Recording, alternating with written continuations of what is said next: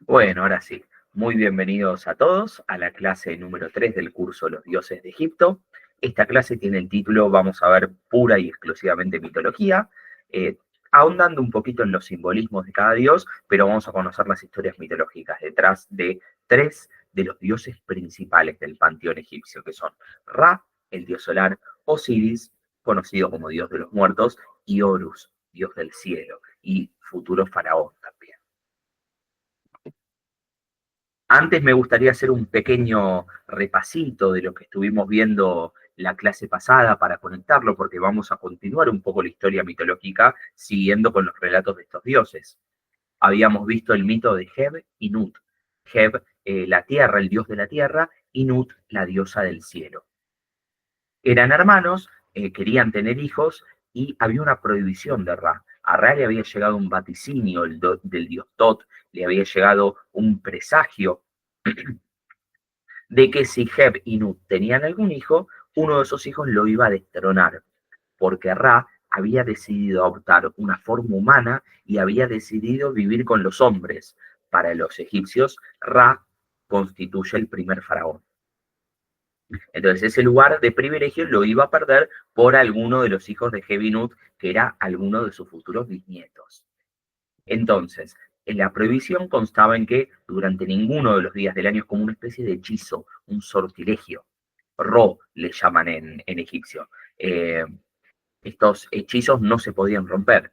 Tenían que ver con la palabra mentada, la palabra tenía poder para ellos. Entonces, si Ra había puesto una prohibición, no se podía evitar durante ninguno de los días del año, Heb y Nut podían procrear. Entonces, ¿qué hacen? Le van a pedir ayuda a este dios Tot, y el dios Tot va a jugar a una especie de juego parecido a las damas que tenían en el antiguo Egipto, con fichitas, y le va a jugar diferentes partidas a Khonsu, el dios lunar. Cada vez que le gana una partida, hace que la luna le permita agregar al calendario un día más. Le va a jugar una, dos, tres, cuatro, cinco partidas y las cinco las va a ganar el dios Tot. Entonces le va a agregar al calendario 5 días extra, que son días festivos. El calendario egipcio tenía 360 días divididos en tres estaciones, que era época de cosecha, época de siembra, la estación donde se cosechaba, la estación donde se sembraba, y la tercera estación donde se inundaba o quedaba estéril, el río quedaba seco, el territorio, y no se podía producir alimento.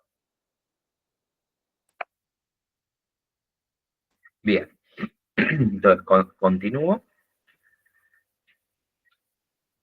Esta prohibición implicaba que regía sobre los días del año, sobre los 360 días, pero no regía sobre esos 5 días extra que le habían agregado al calendario, porque no se consideran días del calendario, eran como días festivos, como si dijéramos nosotros feriados, ¿no? Entonces, durante esos 5 días, la prohibición de Ra no corre, y durante esos 5 días, Heb y Nut pudieron procrear a sus hijos. Como son 5 días extra, van a tener 5 hijos. Y hoy vamos a conocer la historia de uno de ellos, Osiris, este hijo primogénito, Isis, su hermana y consorte, Neftis y Set. Entonces, estos 4 hijos, en la versión de Heliópolis son 4, en algunas otras versiones aparece un quinto hijo que sería Horus. Pero ¿qué pasa? Isis y Osiris van a tener un hijo que se llama Horus. Entonces, para diferenciarlos, al hermano de Osiris le llamamos Horus el Viejo. Al hijo de Osiris e Isis lo vamos a llamar Horus el Joven.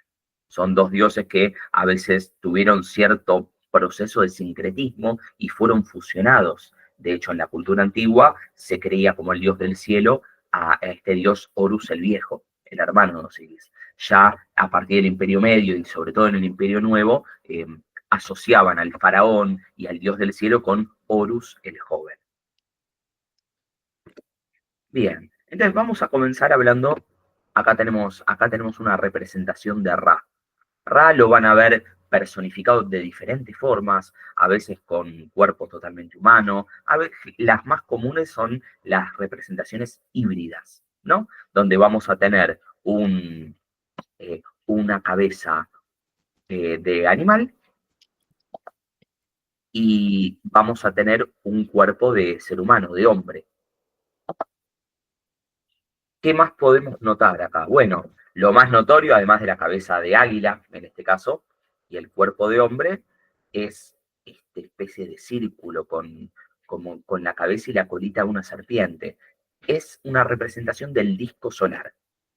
Ra fue rápidamente asociado, no solo era el demiurgo para Heliópolis, para la ciudad de Iunu, o Heliópolis como la llamaban los griegos, sino que además era entendido como el dios solar, el que portaba en su barca, fíjense que aparece arriba de un barquito, y llevaba el sol arriba suyo de este a oeste, de oriente hacia occidente. Lo hacía nacer al sol y lo hacía morir. Pero no solo era quien portaba el sol, sino que Ra también era entendido como el sol. Lo de Ra, los egipcios creían que todos los días nacía por el oriente y moría por el occidente. Recuerden que la palabra occidente, la raíz, tiene la misma raíz que la palabra oxiso, que es un cadáver. Un oxiso es un muerto, ¿no? Entonces, oriente es donde nace el sol y occidente es donde muere el sol. Lógicamente, los egipcios relacionaron el costado occidental del otro lado del Nilo con el lugar de los muertos. Por eso, si agarrábamos un mapa del Egipto antiguo, íbamos a ver que la gran mayoría de las ciudades estaban del lado oriental. Y del lado occidental después fueron apareciendo diferentes y todo, pero mayormente estaban las necrópolis y los cementerios. De hecho, dicen que los egipcios, una de las frases populares era, no murió, como diríamos nosotros, no sé, estiró la pata, palmó. Bueno, ellos decían, se fue a Occidente. Porque técnicamente, y esto lo vamos a ver la clase que viene, cuando veamos el libro de los muertos, no era una muerte, no era el final de algo, sino que era un paso a otra cosa. Pero eso lo vamos a dejar como una linda temática de cierre para la cuarta y última clase del curso. Entonces acá tenemos a Ra. Las primeras representaciones de Ra ya van a aparecer en los textos de las pirámides. Recordemos que las primeras pirámides van a surgir a partir de la dinastía 3. La dinastía 3, cuando nace el imperio antiguo, uno de los cambios que marcaba el faraón Sócer era el culto hacia el dios Ra. El culto más popular que estaba en esa época seguramente era antes al dios Osiris, que era un dios ligado a la agricultura. Bueno, a partir de la construcción de las pirámides y demás, el culto que más se oficializa y que más se expande va a ser el culto al dios solar Ra. Entonces van a aparecer en las pirámides, escrito en jeroglíficos, la historia de Ra, sus características, sus diferentes atributos, y también van a aparecer en las paredes de las tumbas de Saqqara. Ra va a reunir el alma del rey, se la va a llevar al paraíso, va a crear el paraíso que los egipcios llamaban Aaru. El Aaru, A-A-R-U, se lo traduce como el campo de las cañas, el campo de los juncos. ¿En qué consistía el Aaru? Era una tierra que primero, antiguamente fue ubicada debajo de nuestro suelo, como el inframundo, como los griegos, ¿no? Que el inframundo era por debajo de la tierra, estaba el lugar de los muertos. Pero que después, conforme fue pasando la historia, en el paso sobre todo al imperio moderno, al imperio nuevo, tenemos el imperio antiguo, el imperio medio y el imperio nuevo, conforme fue avanzando el imperio nuevo, se lo despegó del inframundo, ese paraíso, y se lo ubicó en un paraíso sideral, entre las estrellas. Era pensado como un conjunto de islas donde aquellas almas buenas, los egipcios van a ser los primeros en establecer un juicio para las almas. Si sos malo, como tenemos desde la visión judeo-cristiana, tenemos esta cuestión de sos malo, te vas al infierno, sos bueno, te vas al cielo, que la tenemos recontra programada, recontra incorporada. Bueno, los egipcios son los primeros en establecer un tipo de juicio al alma. Aquellas almas buenas, nobles, que no habían cometido grandes faltas, grandes pecados, si se quiere, tenían derecho a acceder a ese paraíso sideral. Un conjunto de islas donde ahí voy, Agustín, donde ibas a poder continuar tus labores que vos venías haciendo en vida. Era una especie de vida muy parecida a la del Egipto, pero una vida tranquila, sencilla, sin grandes penurias. Era parecida, la visión de la Aru no es que era un paraíso donde todo era hermoso, era parecido al Egipto fértil, a la parte donde vos plantabas y las plantitas crecían, donde el alimento no faltaba, donde ibas a gozar de buena salud. Esa era la visión que tenían ellos como premio. Si habías sido bueno en vida, podías acceder a ese paraíso que era conocido como Aru o Campo de los Juncos. Bueno, Ra va a ser el que lo arme. Y Ra mismo va a, va a ayudar a estos faraones a acceder a la Aru después de muertos, ¿no? Obviamente, como dijimos, el centro del culto a Ra, que primero fue Amón y después hubo sincretismo con Ra, surgió la figura de Amón-Ra, va a ser el culto en la ciudad de Iunu. Iunu es el nombre, en realidad el nombre oficial que le daban los egipcios. Nosotros la conocemos con el nombre de Heliópolis, que es un nombre griego en realidad, ¿no? Era como la llamaban los griegos. Helio significa sol, polis ciudad, la ciudad del sol. El sol es Ra, ¿no? Muy bien, Agustín, ¿querés hacer alguna pregunta? Decime nomás.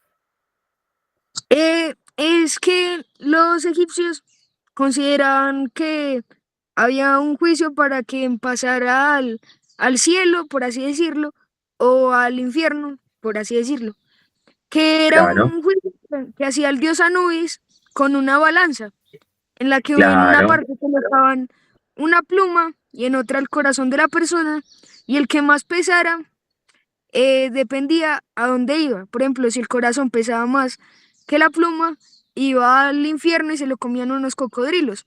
Pero si la pluma pesaba más que el corazón, iba al cielo con el dios Osiris. Muy bien, excelente. Muy bien, muy bien. Bueno, eso lo vamos a ver, es parte de lo que se conoce como el libro de los muertos. Así que en la clase que viene vamos a charlar precisamente qué es lo que pasaba después de la muerte. Ese viaje que hacían con ese pesaje del corazón, lo vamos a seguir descubriendo la última clase del curso, ¿no? Bueno, acá tenemos entonces la representación de Ra. Fíjense que aparece con el cayado y el flagelo. El cayado era como el bastón, el flagelo que utilizaban los faraones para golpear al pueblo, azotar al pueblo y a imponer su voluntad, ¿no? Es un símbolo de poder y el cayado es un símbolo de mando. Muchos de los faraones, como la tumba de Tutankamón, van a aparecer con de brazos cruzados con el cayado y el flagelo también. En una barca, yo les dije que en una barca llevaba al sol. Después vamos a ver qué pasa con Ra después de abandonar su lugar en la tierra, tiene que ver con esto. Y en la mano aparece lo que popularmente le llamamos la cruz ansata. La cruz ansata es el nombre que cuando se intenta evangelizar el territorio egipcio con el paso del tiempo, a esta cruz que los egipcios tenían, que es una cruz como con una especie de círculo estirado de una punta, arriba, el nombre correcto era Anj, A-N-J se lo traduce. Sabemos que los egipcios no tenían las vocales, pero tienen el signo de la correspondiente al sonido de la N y al sonido de la J. Entonces se le dice Anj, Ankh. En inglés vamos a ver que le dicen Ankh, porque no tenían el sonido de J y las J muchas veces fueron cambiadas a K, al sonido de la letra K. Entonces, Ankh era un símbolo que proviene de un jeroglífico que significa vida. Los dioses son aquellos que tienen vida eterna y la vida nuestra está en manos de los dioses. Por eso esta cruz que simboliza la vida y que también fue tomada como un símbolo de fertilidad, precisamente algunos semiólogos, son teorías esto que voy a decir, no está comprobado, por ahí varias, no hay un consenso con qué significa este símbolo. Esta cruz egipcia, algunos dicen que podría ser la unión de los genitales femeninos y masculinos. Entonces, de la unión de lo masculino, como un balance entre lo masculino y lo femenino, juntos pueden procrear vida también. Entonces, está relacionado de alguna manera con la fertilidad. Muchos de los dioses van a aparecer en diferentes representaciones como acercándole el ángel, esta cruz ansata, a algún faraón. Le está dando la vida eterna. Cuando el faraón moría, tenía precisamente el acceso a la vida eterna. Recordemos que la muerte no era el final, era un paso a otra cosa. Bueno, me adelanto entonces un poquito. Ra dijimos que era un dios creador, es un demiurgo, había nacido solo, recordemos que había nacido en esa pirámide, en esa colina original, que los egipcios le llamaban Ben, surgía una flor de loto y de ahí nacía Ra. Se creó a sí mismo, ¿no? Establecía el orden, la luz, creaba el mundo, creaba los hombres. Los mitos antropogónicos egipcios dicen que de las lágrimas de Ra, producto de que sus hijos, Shu y Tefnut, el aire y la lluvia, se habían habían hecho una inmersión, se habían tirado en las aguas del Nun, en las aguas primordiales, y no sabía si sus hijos iban a volver, comenzó a llorar de tristeza, y de esas lágrimas que brotaban de los ojos de Ra, de ahí provienen los seres humanos, ¿no? Y también Ra va a ser el creador de algo que los egipcios le llaman Eka. El Eka lo vamos a ver representado precisamente de esta forma muchas veces. Los dos brazos unidos en forma como de U y estas dos serpientes entrelazadas que están en el medio. Estas dos serpientes son las que utilizaba Eka. Eka no solo significa la magia, sino que también es el dios de la magia. El dios que lo utiliza también le llamaban Eka. O sea, no solo es la magia, sino el dios de la magia también. Y utilizaba estas dos serpientes para crear, para transformar. Entonces, Eka era como una energía transformadora, que hacía que, por ejemplo, vos plantás una semilla y esa semilla se transforma y se transforma en un árbol que da frutos, que genera alimento. Bueno, eso se posibilitaba para los egipcios por medio del Eka, la magia y el dios de la magia, ¿no? Este mismo bastón, fíjense, va a ser el que va a tener el dios Hermes en la mitología griega. Hay mucho sincretismo entre Hermes y el dios Tot. Recordemos que Tot era adorado en una ciudad que los griegos le llamaron Hermépolis, la ciudad de Hermes, ¿no? Los cultos mistéricos a Hermes fueron muy populares en el Egipto del Imperio Nuevo. Bien.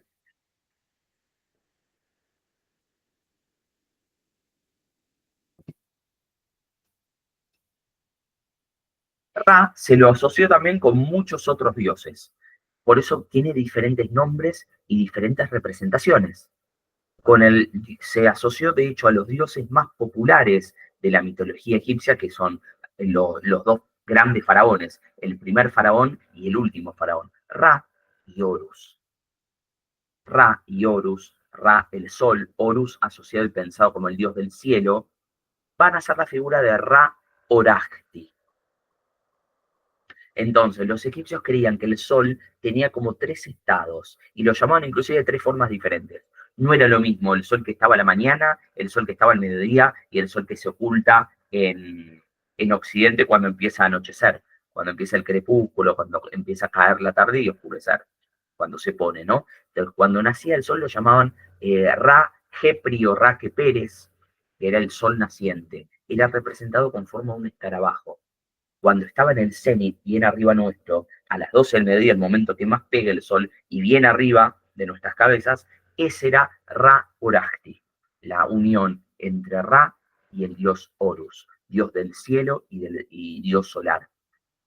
Y cuando se ponía, pasaba a ser Atum, que Atum era muchas veces concebido como una energía creadora, ¿no? Una energía transformadora. También se unió con el dios Amón, surgió la figura de Amón-Ra, así que Ra era prácticamente omnipresente en casi todo Egipto. Era muy popular y se manifestaba de diferentes formas. Esta es una estela encontrada en Tebas que lo que está representando es al dios Ra Horajti, la unión de Ra con Horus. De hecho, Ra y Horus en diferentes representaciones los vamos a ver bastante parecidos. Los dos con cuerpo de hombre, pero con cabeza de halcón. Tanto Ra como Horus son representados con cabeza de halcón. ¿Cómo reconocemos que no es Horus, sino Ra Horajti? Bueno, porque al ser Ra, arriba de su cabeza tiene el disco solar. Y la serpiente, que era un símbolo de los faraones, de gobierno, no de poder.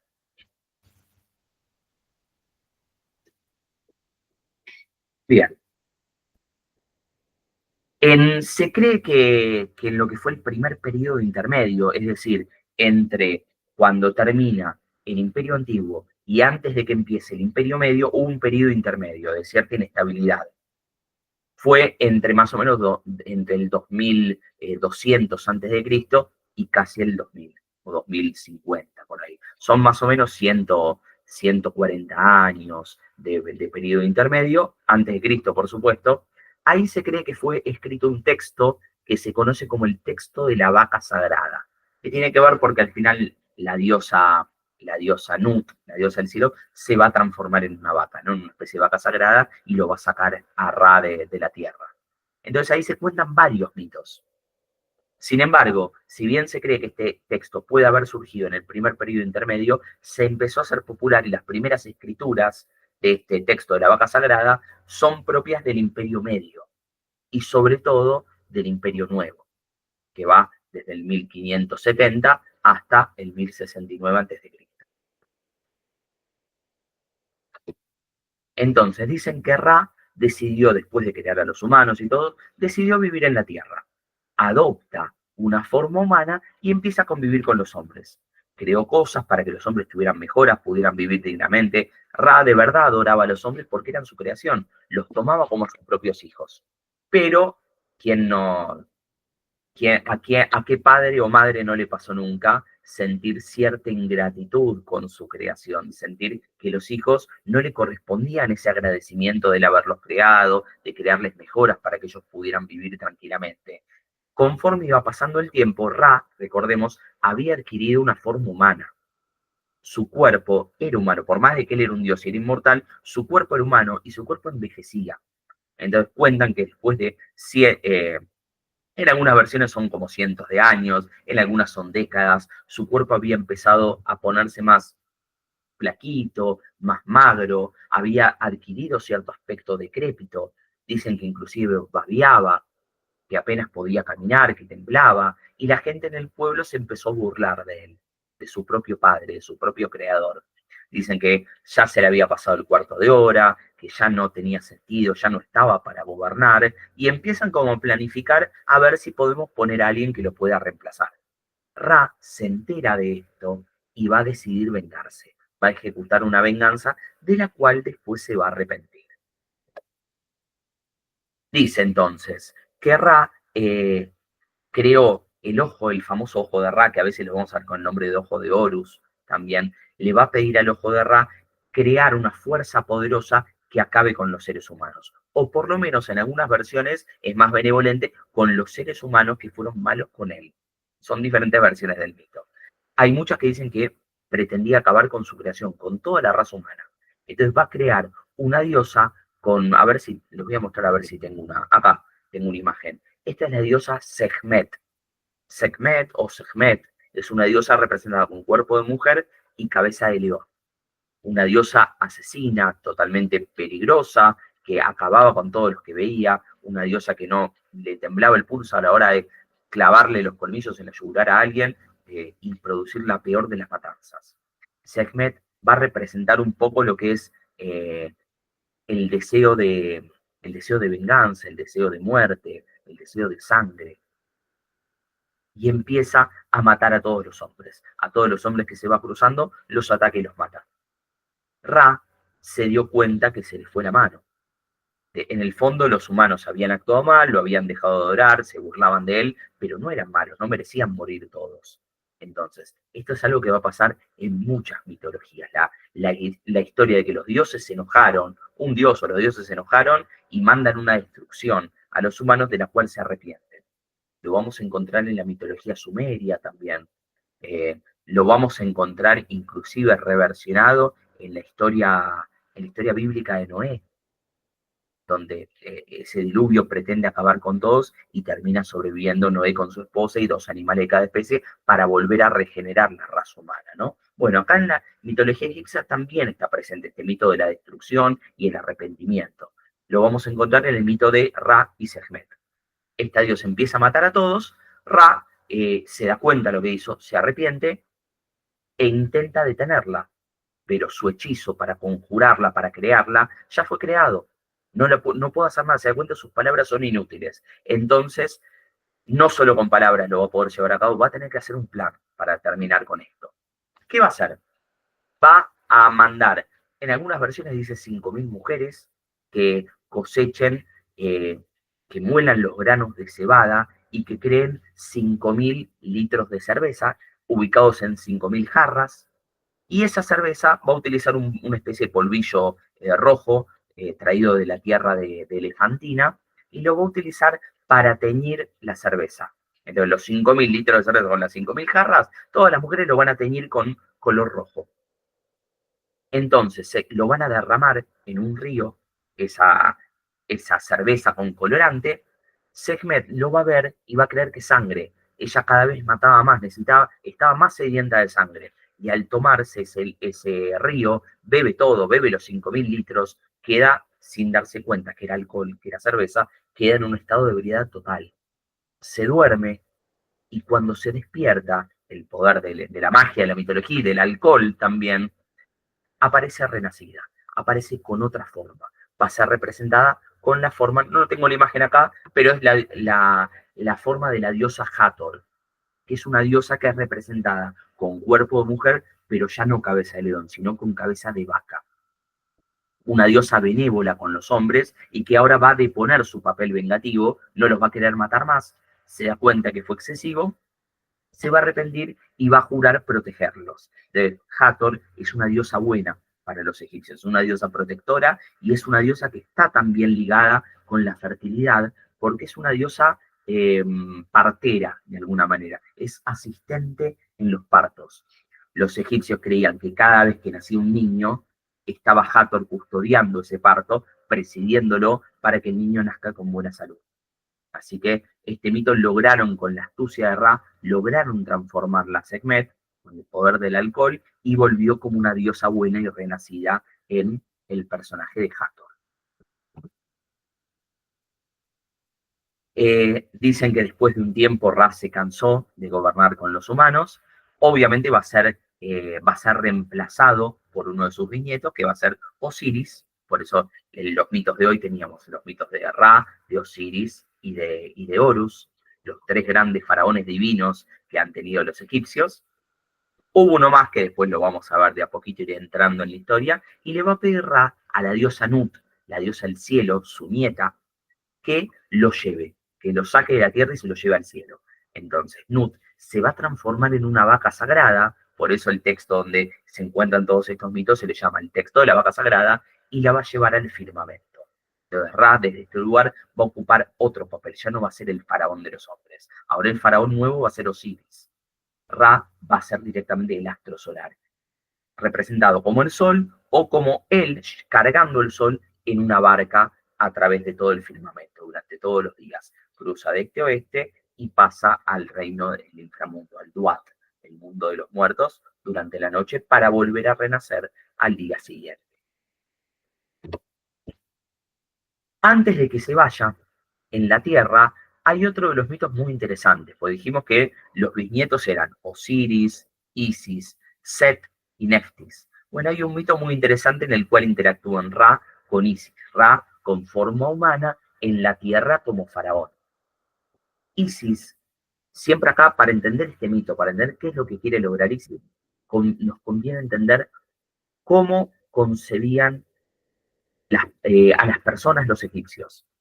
Esto lo vamos a ver bien en la cuarta clase, pero el hombre no era solamente cuerpo, tenía corazón, tenía una especie de sombra que le llamaban Shut, que actualmente no se sabe, no hay consenso sobre qué funciones cumplía, tenía fuerza vital, que era el Ka, lo que nos mantenía vivos, lo que nos hacía crecer y tener potencia, tenía el Ba, un elemento dinámico que nos permitía ser representados con cabeza humana, pero con forma de cuerpo de pájaro.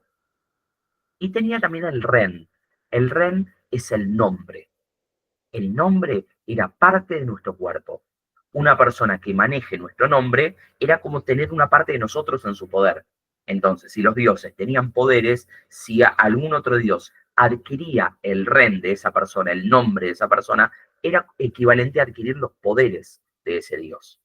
Pero hay un problema, no era tan simple la cosa, porque Ra es como nosotros llamábamos a este dios. Los dioses muchas veces tenían un nombre secreto, que no revelaban nunca.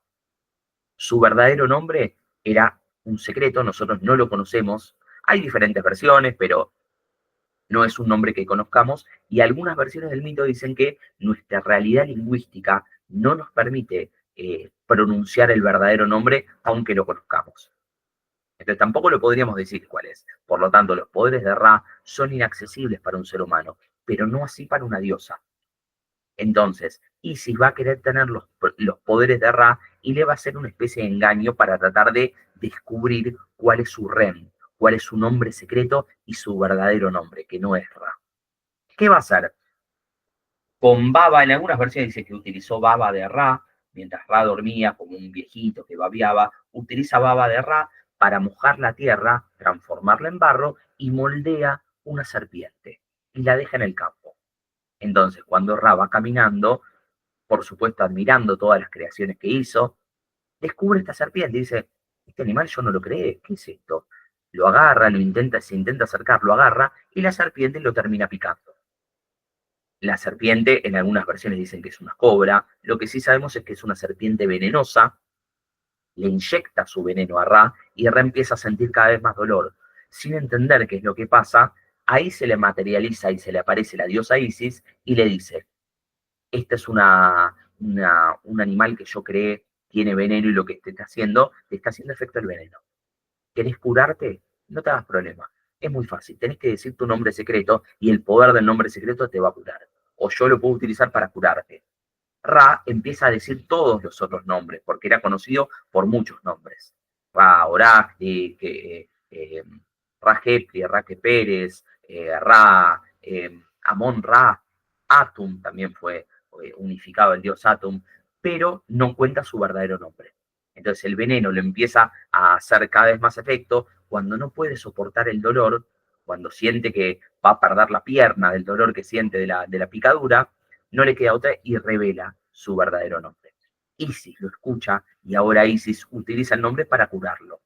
Por eso los egipcios creían que Isis era una diosa mágica. El culto y los misterios de Isis son de los más difundidos en Egipto.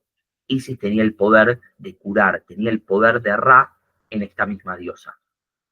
Entonces, Isis va a ser conocida como una diosa curadora, con poderes mágicos. Por eso los cultos mistéricos a Isis son muy, muy difundidos en lo que fue el Antiguo Egipto.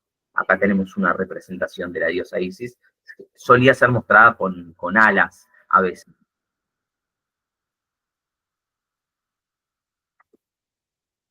Muy bien.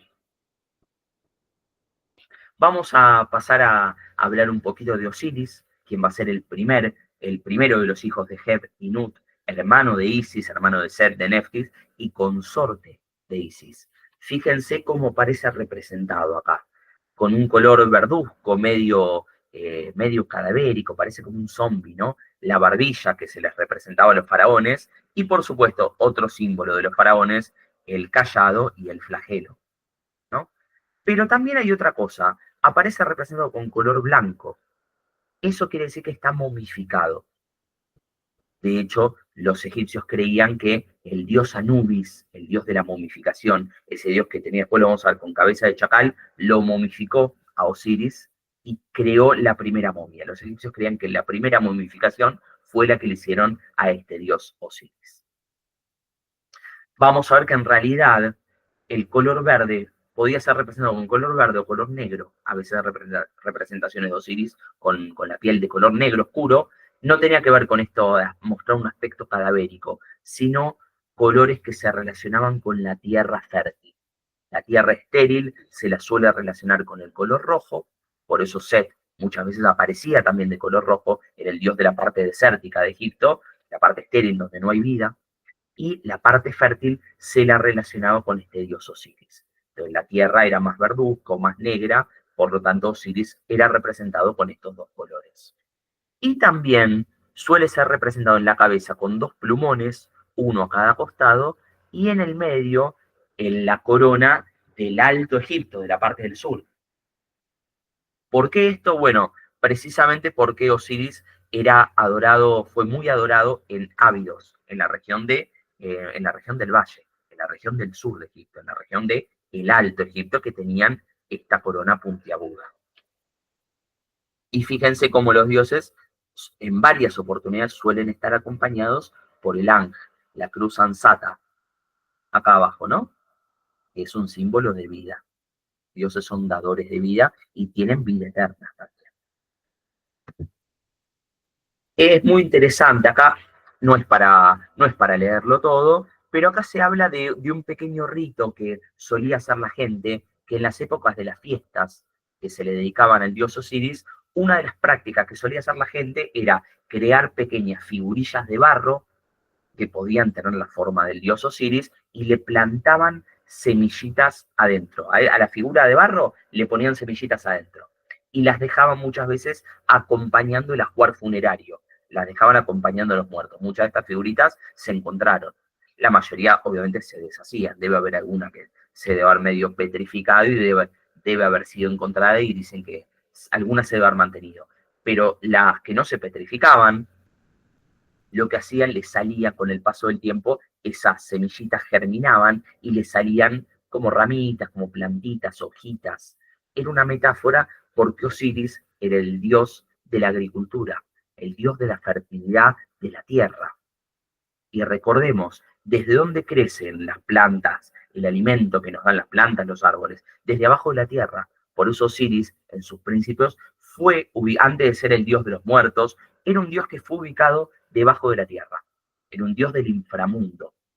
Al principio, durante la época predinástica, estaba el culto a Osiris, pero no pensado como el dios que murió y resucitó, el dios de los muertos, el dios que presidía el juicio a cada muerto. Eso viene después.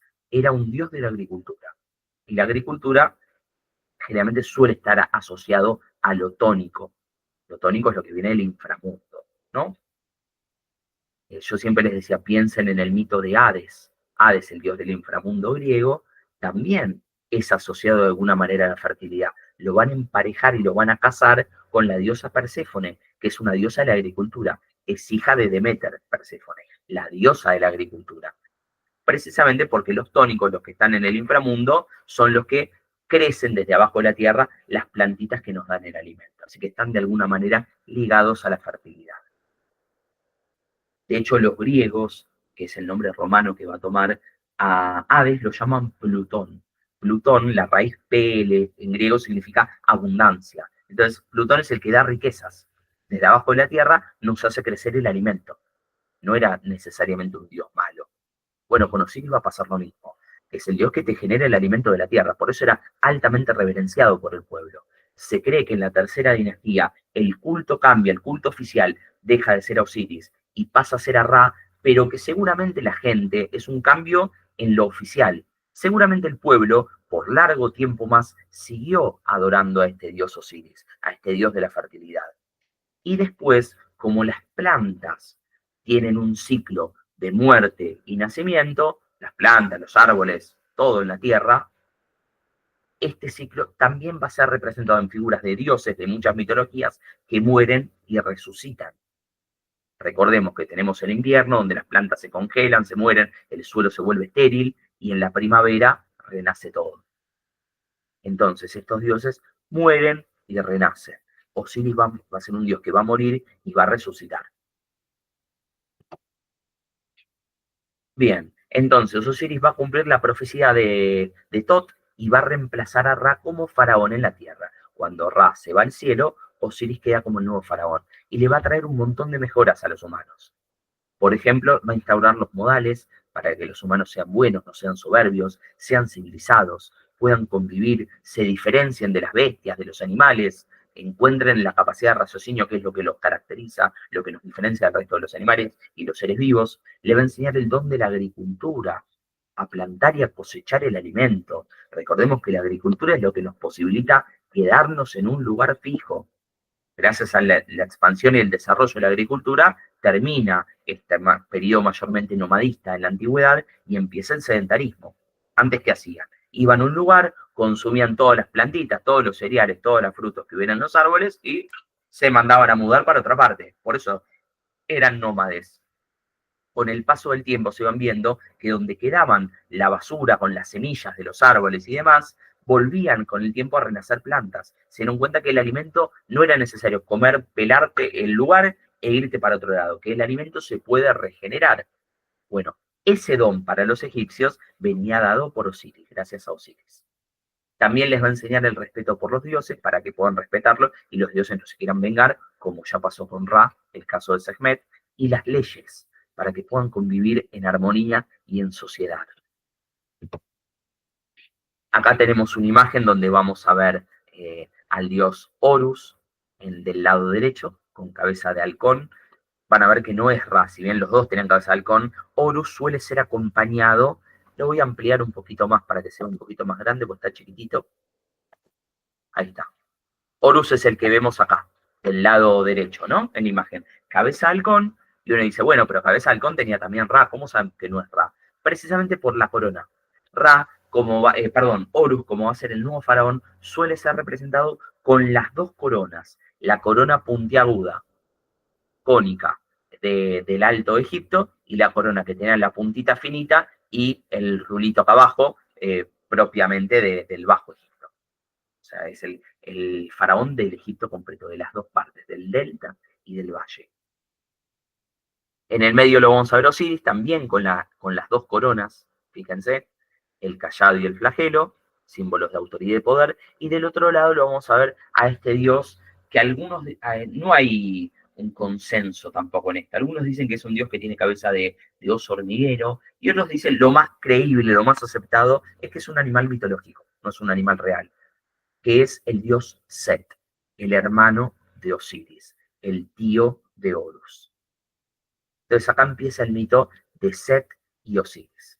Dicen que cuando Osiris se vuelve faraón de la tierra, se vuelve faraón o se vuelve rey de la parte fértil, mientras que a Set le va a quedar la parte estéril. La parte estéril es el desierto. En el desierto vos plantás una plantita y no crece nada, ¿no? En el desierto no había gente, solo comerciantes nómades que iban y venían, no había asentamientos. Entonces, a Osiris le había tocado la mejor parte, la parte que tenía agua, la parte del Nilo, la parte fértil, donde estaba la sociedad, donde estaba la gente, y a Set le había tocado, había salido perdiendo en esta distribución del reino.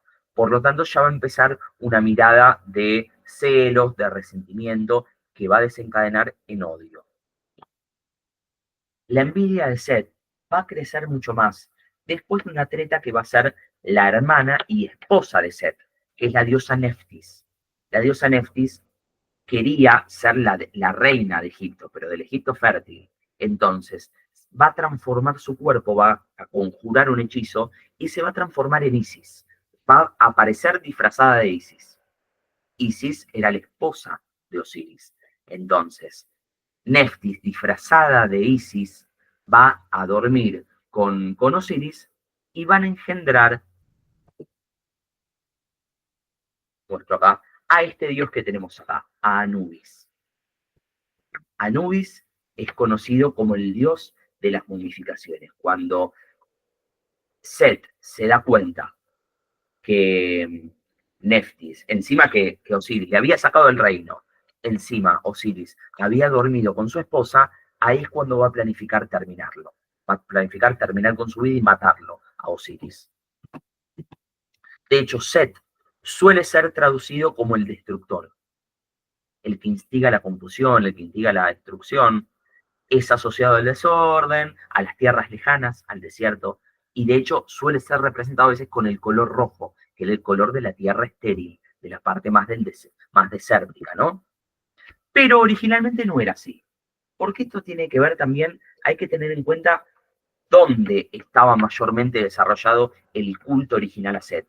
El culto original a Set, al comienzo del imperio antiguo, estaba ubicado en la parte del valle, en la parte sur. Cuando Egipto se unifica, la primera capital sí va a ser en Tinis en el sur, pero después ya con el faraón Sócer, la capital se traslada al norte, al Bajo Egipto, al delta. Este triunfo del norte hace que este dios del sur sea visto como el malo, como la otra cara de la moneda, como el antagonista. Pero la realidad es que en el sur, en el valle, Set originalmente era un dios bueno. Era un dios que se cree que provocaba atracciones. Era concebido tal vez como el dios del amor. En el periodo arcaico, antes de las primeras, o después de la unificación de Egipto, pero durante las primeras dinastías, se cree que era un dios importante que la gente lo invocaba y provocaba hechizos de amor. Lo invocaban inclusive en amuletos que con formita con la forma de Set, utilizaban talismanes que tenían dibujos de Set y demás, para conseguir el amor de una persona. Entonces, de hecho, Set, después al final del mito, va a terminar realizando una buena tarea, que la voy a contar después, pero tiene que ver con ayudar a Ra con lo que pasaba en el inframundo. Entonces, originalmente no fue pensado como un dios malo. Cuando se unifica Egipto y avanza, pasa a tomar este sabor de el dios vengativo, que se venga injustamente de su hermano y le quita la vida para quedarse con el reino. Entonces, habíamos dicho, nace Anubis. Anubis va a ser pensado muchas veces e imaginado con cuerpo de hombre, pero cabeza de chacal o de perro salvaje también. Y es el dios de las momificaciones. Anubis, en realidad, fue un dios muy antiguo, un dios que probablemente provenga desde antes de la unificación de Egipto, y era concebido como el dios de los muertos, el dios del inframundo. Cuando en el mito popular de Osiris, Osiris muere, renace y baja al inframundo, a ser el dios del inframundo él, ahí queda relegado a simplemente el guardián del inframundo. Pero va a ser también un dios que va a tener ciertos paralelismos con Hermes en la mitología griega, porque es un dios psicopompo. Psicopompo, ¿qué es? Es el conductor de las almas. Cuando los hombres morían, el que agarraba y llevaba el alma, el Ka o el Ba de la persona, la parte del alma, que era transportada al inframundo, al Duat, en su barca, era este dios Anubis. De hecho, como dijo Agustín, también es el dios que realiza el pesaje del corazón en el juicio de Osiris. Entonces, se lo conoce como dios egipcio de la momificación, de la otra vida, el dios de los muertos, o el guardián del mundo de los muertos también, el patrón de las almas perdidas, el dios de los desamparados. Su culto es muy antiguo y se cree que proviene de un dios antiguo, un dios chacal que se llamaba Web-Wawet.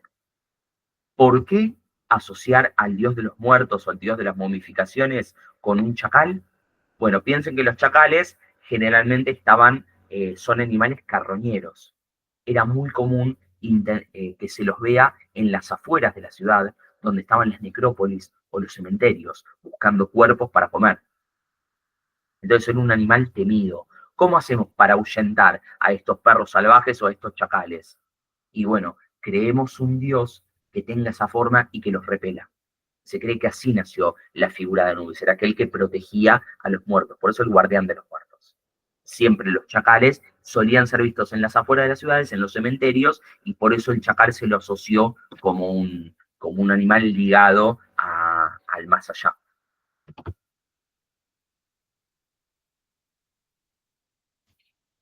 Bien, entonces, ¿qué va a hacer Set? Ya la primera afronta, a Osiris le tocó todo, le tocó el mejor reino, y después la segunda afronta, Osiris durmió con la mujer de Set. Por supuesto que Osiris no lo sabía esto, estaba disfrazada de Isis, una treta de Neftis para quedarse y ser la esposa del rey de Egipto, que era el sueño de ella. Entonces, Set se va a aguantar la bronca, va a masticar bronca, no le va a decir nada, y va a invitar a todos a una fiesta. Y cuando Osiris duerme, va a medir, va a tomar las medidas del dios Osiris, de largo, de ancho, de profundidad, y va a crear, como vemos acá, una tumba, un sarcófago, pero un sarcófago hermoso, dice, laminado en oro, con madera traída de Elefantina, incrustado con joyas y piedras preciosas, un sarcófago con dentro con la más fina seda. Dicen que era un lujo, que todos los dioses lo vieron ese sarcófago en la fiesta y quedaron alucinados. ¿De quién es este sarcófago? ¿Para quién va a ser? Y Set se presenta en el medio de la fiesta y le dice, se lo voy a regalar a la persona que quepa en él.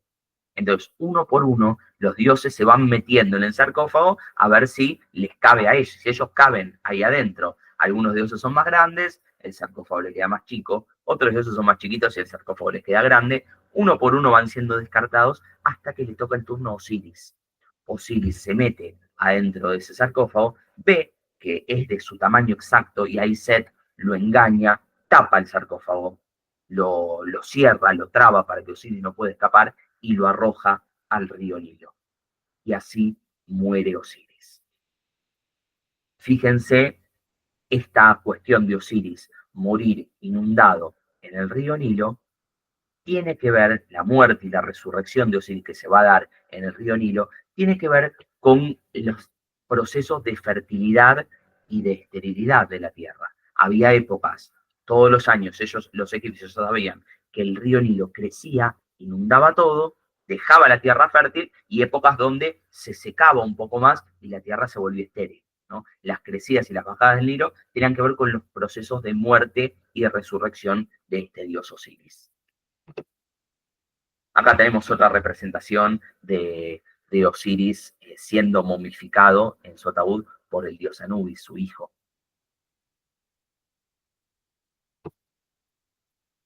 ¿Qué va a pasar? Isis, su esposa y hermana, se va a enterar de esto y va a recuperar del Nilo el cuerpo de Osiris. Como Set sabe que Isis tiene poderes, porque Isis le había robado el verdadero nombre Ra, le arranca el cuerpo a Isis, y para que Isis no lo pueda revivir, lo va a cortar en muchos pedacitos. Set corta y rompe el cuerpo de Osiris en muchos fragmentos. Las versiones más canónicas dicen que fue en 13 pedazos. Otras versiones alternativas dicen que fueron 42 pedazos. ¿Por qué? Porque 42 eran los gnomos de Egipto, estos centros administrativos. Entonces la gracia es que va a desperdigar un pedacito de Osiris por cada gnomo. Va a desparramar a Osiris por el Egipto completo. E Isis, con su hermana Neftis, que Neftis lo quería también Osiris, la va a ayudar a Isis y van a recorrer todo el antiguo Egipto, todos los 42 gnomos, juntando pedacito por pedacito todos los fragmentos de este dios Osiris. Acá la vemos a Isis con el dios Sobek, con cabeza de elefante, con una pierna de Osiris, ¿no? Y acá, cuando logra reconstruirlo, cuando logra juntar los 42 pedazos, en algunas versiones del mito dicen que en realidad no junta los 42, que junta 41. Lo que falta es el aparato reproductor de Osiris. Precisamente el pene no lo puede encontrar porque el pene no tiene hueso. Entonces, al no tener hueso, dicen que al ser tirado en el río Nilo, ese pene fue devorado por un pez. Entonces, utilizando su magia, lo va a reconstruir, le va a crear una especie de miembro fálico mágico, con la magia lo va a crear un miembro postizo, un miembro falso, y lo va a juntar y lo va a revivir. De esa manera, cuando Osiris revive, va a dormir con su esposa y hermana Isis, y va a tener, acá lo vemos siendo momificado por el dios Anubis, la primera momificación de la historia para la mitología egipcia. Y van a tener, cuando duermen, después de haber revivido Osiris e Isis, van a tener al dios Horus. Ahora sí van a ser su hijo, Horus el joven, que va a ser representado como el nuevo faraón, va a ser aquel que vengue a su padre y se transforma en el nuevo faraón de los hombres. Por sincretismo con Ra, son asociados de la misma manera como dioses con cabeza de halcón. Aparece representado con este bastón de mando, y aparece representado con las dos coronas. La corona blanca que vemos acá, que es la del Alto Egipto, del valle, y la corona roja con esta puntita acá, que hace como el rulito, que es la corona del Bajo Egipto, del Delta, ¿no? Entonces, Osiris, como vuelve, pero no vuelve completa. Acuérdense que volvió en algunas versiones del mito con una especie de falo falso, falo creado con magia, no con un verdadero pene. Entonces, va a dejar su lugar en la tierra y va a pasar a ocupar el inframundo. Va a ser un sacrificio, Osiris.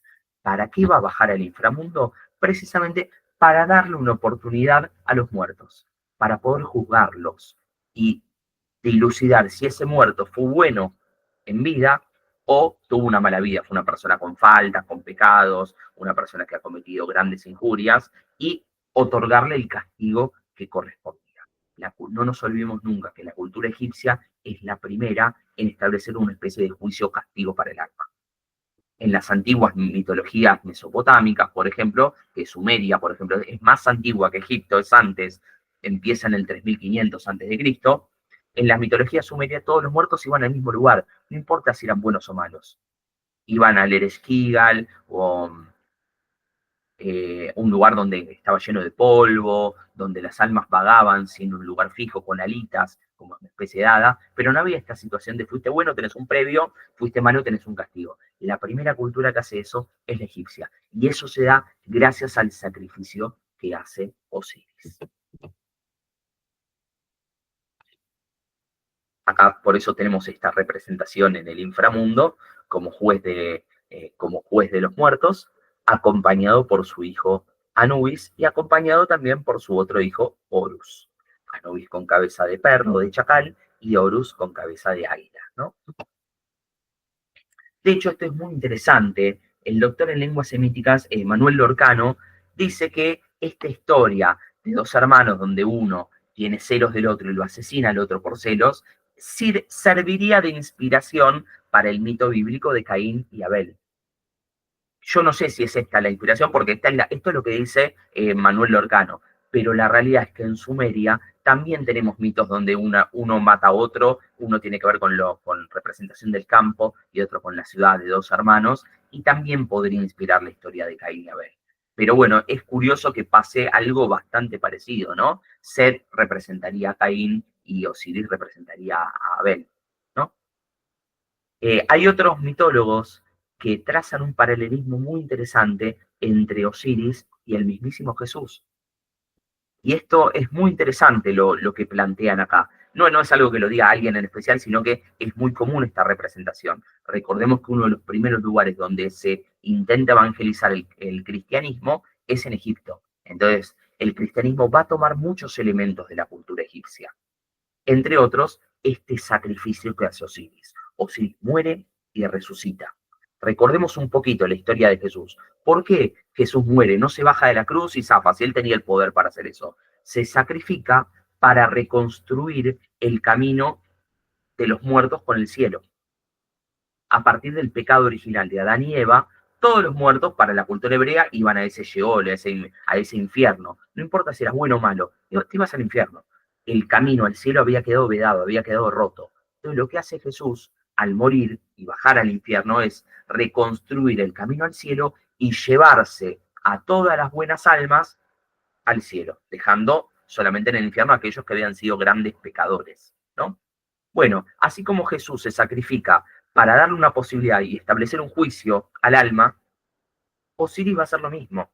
Osiris se va a sacrificar, va a dejar su lugar como faraón, va a pasar a ser el dios de los muertos, precisamente para darle la posibilidad de juzgar a los que habían fallecido. Les va a hacer un juicio y ese juicio, que lo vamos a ver la clase que viene, va a dictaminar si la persona había sido buena o si era mala. Un sistema de premio-castigo. Si era buena, iba a acceder al Aaru, a ese paraíso o campo de los juncos. Si había sido malo, iba a tener otro castigo bastante más grave. Fíjense este meme que encontré en internet, no recuerdo la fuente, pero se me hizo simpático compartirlo precisamente por los paralelismos. La cruz cristiana tiene ciertas similitudes con la cruz egipcia también. Es un símbolo de vida y de resurrección. Recordemos que el Ang, esta cruz ansata, como era un símbolo de vida, también era relacionado con un símbolo de fertilidad. También es acompañada para la vida en los campos, la vida de la regeneración de la tierra, esos ciclos de muerte y resurrección de la tierra. Bueno, la cruz representa la muerte y la resurrección de Jesús también, ¿no? Los principales festivales de Jesús son Navidad y Pascua, que coinciden con los principales festivales que se le hacían al dios Osiris también. En el solsticio de invierno, que era porque se festejaba el solsticio de invierno. El solsticio de invierno, recordemos, para el hemisferio norte sería cuando empieza el invierno, el 21 de diciembre. Para nosotros, en el hemisferio sur, yo estoy en Argentina, sería cuando empieza el invierno, el 21 de julio, ¿no? Julio, no me acuerdo. Bueno, ¿qué pasa ese día, el solsticio? Es el día más corto y la noche más larga. Equinoccios cuando son iguales, en primavera y en otoño. Cuando empieza la primavera y empieza el otoño, hay 2 días en el año que el día dura lo mismo que la noche, 12 horas de día, 12 horas de noche. Ahora, En los solsticios, el solsticio de invierno vas a tener el día más corto y la noche más larga. En el solsticio de verano es lo contrario, tenés el día más largo y la noche más corta. Vieron que en verano anochece cada vez más tarde, en invierno por ahí a las 6 de la tarde ya empieza a oscurecer, en verano son las 8, 8 y media y todavía es de día. Y ni les digo si estamos en algún punto más extremo, más cerca de los polos. Nos vamos al polo norte y en verano tenés 1 o 2 horas de noche durante el día. Lo mismo en el polo sur, en la Antártida hay lugares donde 1, 2, 3 horas de oscuridad por día en el verano. Y en el invierno es todo lo contrario, es casi todo noche y muy poquitas horas de día. Entonces, ¿qué festejaban los antiguos pueblos? Esto es muy común, festejar el solsticio de invierno porque es el día de la noche más larga y el día más corto. A partir de ese día, la cosa solo podía mejorar. Empezaban los tiempos de buenas cosechas porque de a poquito la noche iba a ir retrocediendo. Pasado ese día, la noche iba a durar cada vez un poquito menos. Ese era el día que duraba más. Ya más que eso no hay. No iba a seguir creciendo la noche. Empezaba a retroceder y el día de a poquito empezaba a durar un poco más.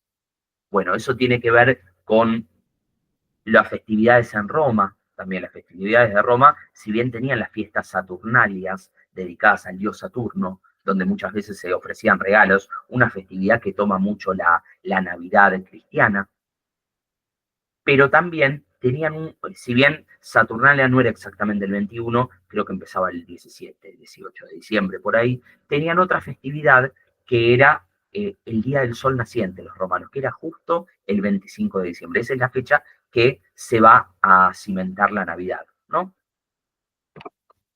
Muy bien. Y pasamos ahora a la última sección de la clase. Horus, este hijo, con muchas similitudes con Ra, fíjense en la forma, con este bastón de mando, con las 2 coronas en la cabeza, va a ser quien vengue a su padre. Su padre fue asesinado, pudo resucitar, pero perdió su lugar en la tierra y había quedado como faraón Set. Entonces, Horus va a enfrentar a Set y van a pelear. Va a ser una pelea que va a tener muchas versiones. Hay versiones que hay una versión que a mí me gusta mucho, que se van transformando en diferentes animales para pelear. Y terminan peleando los animales más espectaculares y más agresivos que hay en la fauna egipcia, que son los hipopótamos. Terminan peleando como 2 hipopótamos y después de 80 años de lucha, donde Horus va a perder un ojo, donde Set en algunas versiones pierde un testículo también, es una metáfora de la infertilidad, ¿no? Y del ojo, el ojo de Horus, que era relacionado también por sincretismo con el ojo de Ra. Después de 80 años, Horus va a poder vencer a Set y quedar él como faraón. En otras versiones dicen que, perdón, vamos a permitir. Ahí está. En otras versiones dicen que el dios Horus eyacula en una especie de planta, la envuelve y le hace comer a Set su propia semilla. Al hacerle comer la semilla de Horus, Set termina siendo vencido y le reconoce que Horus termina siendo el rey. Hay diferentes versiones, hay algunas que dicen que lo venció en una lucha siendo con forma humana, pero la cuestión es que después de 80 años, Horus logra vengar la muerte de su padre, logra desterrar a Set y logra transformarse él en el faraón de los seres humanos. Set, como castigo, va a tener, les voy a mostrar esta imagen y después ampliaremos un poquito, va a tener que acompañar, va a tener un buen final porque va a terminar haciendo algo productivo para lo que creía la sociedad egipcia, que va a acompañar a Ra todas las noches en su barco y en su descenso al Duat, al inframundo. El Duat es el inframundo para los egipcios. Los egipcios creían que Ra transportaba el sol en su barca de este a oeste, se ponía en el occidente, es decir, moría, pasaba al inframundo y tenía que luchar contra una serpiente que se llama Apep o Apophis. La pueden encontrar traducida de las dos maneras. Esto es una lucha, un símbolo entre la lucha entre el orden contra el caos. El orden representado en Ra, el caos representado en esta serpiente que era Apophis.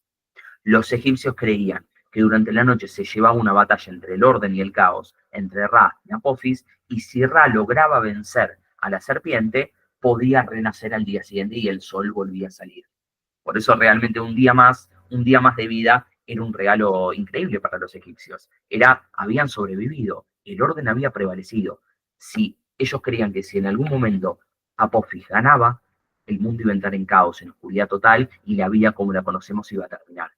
Bueno, en esta tarea, en esta lucha, todas las noches contra Apophis, va a aparecer Set. Set, su castigo por haber matado a Osiris y por haber intentado apropiarse con el reino que le correspondía a su hijo, al hijo de Osiris, Horus, va a acompañar en la barca a Ra y lo va a ayudar con esta lanza, como vemos acá, a pelear contra la serpiente Apophis.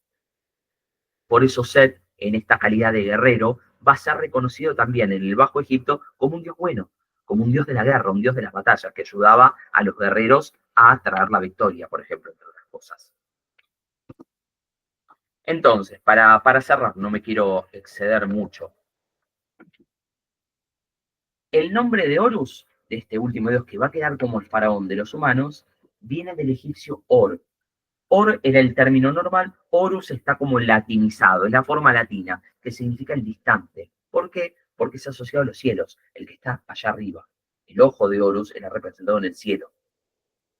Se lo va a diferenciar a Horus, dijimos, el mayor, este hermano. Eran 5, según algunas versiones del mito: Osiris, Neftis, Set, Isis y Horus, este que es hermano de Osiris, le vamos a llamar Horus el Grande o Horus el Mayor. Al hijo de Osiris y de Isis le vamos a decir Horus el Joven. También lo vamos a conocer a Horus el Grande como Harwer o como Jaroeris en egipcio. En egipcio tenía diferente nombre. Y el hijo de Osiris lo vamos a conocer como Horus el Niño, Horus el Menor o Horpa Querer. Entonces, dicen que Horus en el Imperio Antiguo, este que era asociado al cielo, no era al principio Horus el Joven, sino Horus el Grande, el hermano de Osiris. Y después, con el paso del Imperio Medio y sobre todo en el Imperio Nuevo, se pasó a pensar al cielo como el Padre Nuestro, no a Horus el Grande, sino a Horus el Joven, aquel que queda como faraón de los hombres. De hecho, a este Horus el Grande se lo asociaba con el cielo y todo lo que hay en él, con el sol, pero también con la luna. Era el protector de la realeza egipcia, el que velaba por la vida de los faraones y el vengador de las ofensas. Así como Horus el Joven vengó la muerte de su padre, si se cometía alguna injusticia con nosotros, con el pueblo egipcio, Horus se iba a encargar de vengarla y velar por nuestra seguridad. Por eso es conocido por su batalla con Set como un dios de la guerra. Los gobernantes de Egipto dicen que lo invocaban en las batallas y que lo alababan cuando terminaban las batallas. Le agradecían por haberles traído la victoria. Como les conté, hubo proceso de sincretismo con el dios Ra. Ra, dios sol, Horus, dios del cielo, y nació la figura de Ra Horajti, el momento en que el sol está en nuestro cenit, se ubica en el cenit, bien arriba nuestro, a las 12 del mediodía sería, ¿no? Y era representado tanto en su forma de Ra como en su forma de Horus, con cuerpo de hombre y cabeza de halcón. Y la diferencia es que Ra tenía el disco solar y Horus tenía la doble corona, la corona del Alto y del Bajo Egipto. Dicen que su nombre ya va a aparecer a comienzos del periodo dinástico, donde empiezan las primeras dinastías, durante el periodo tinita y después durante el periodo del Imperio Antiguo. Y dice que puede venir de algunas deidades primitivas que ya había en la época nagadiana, en la época de la prehistoria, que había muchos dioses que se los representaban con forma de águilas o de halcones. De hecho, en la paleta de Narmer, ¿se acuerdan que nosotros la habíamos estudiado, la paleta de Narmer, que cuenta la historia muestra a Narmer como gobernante de los dos Egiptos? Por eso se cree del Alto y del Bajo Egipto. A partir de esta paleta se cree que Narmer fue el que unificó Egipto y se lo considera el primer faraón. No se sabe más que esto, por eso se conoce muy poco de este presunto primer rey. Pero en esa paleta aparece un halcón. Algunas versiones, yo cuando lo conté en la primera clase les dije que era, o la segunda clase les dije que era Horus. En realidad no es que sea Horus, tal vez sea alguno de estos dioses con forma de halcón, precursores de un posible Horus. De hecho, ya en el periodo predinástico de Egipto, ya en la época nagadiana, había ciertos cultos que se llamaban a sí mismos seguidores de Horus. Así que no sería extrañar que en la paleta de Narmer ese halcón que aparezca sea el mismo Horus. De hecho, Horus, como es el faraón, termina siendo el faraón de los hombres, va a estar siempre ligado a los diferentes reyes de Egipto.